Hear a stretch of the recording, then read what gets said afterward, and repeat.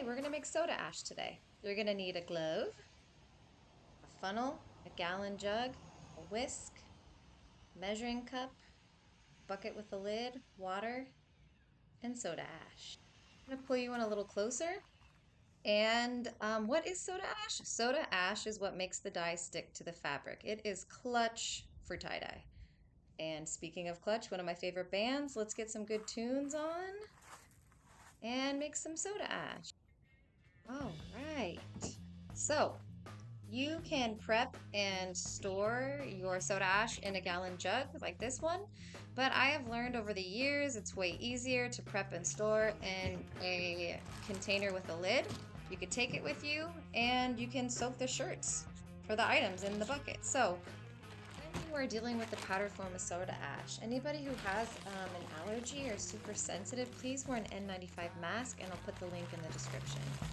So we are going to put 1 cup of soda ash, and we will do 1 gallon of water. So we will put it in the container here and dump it in. Okay, and then we will add a little bit of water, and this nozzle right here is awesome. You can use the jet setting and it helps you mix up the soda ash, because when soda ash hits water or water hits soda ash, it clumps up. So then you take your whisk and you whisk, whisk, whisk like your morning eggs, whisk it up. Try to get all the lumps out if you can. And keep whisking. It's okay if there's still some lumps, you just want to try to get it not super lumpy.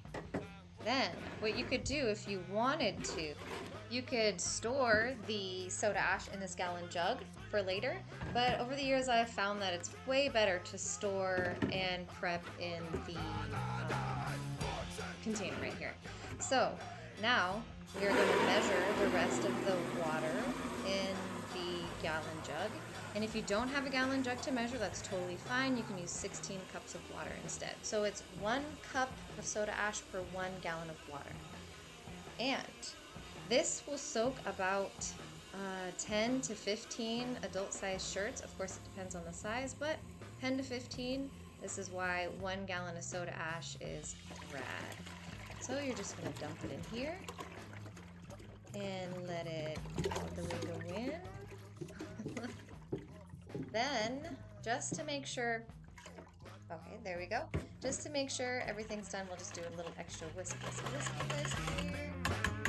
And we can put the lid on it, and soda ash never evaporates, so you could literally take this with you and tie-dye anywhere, anytime.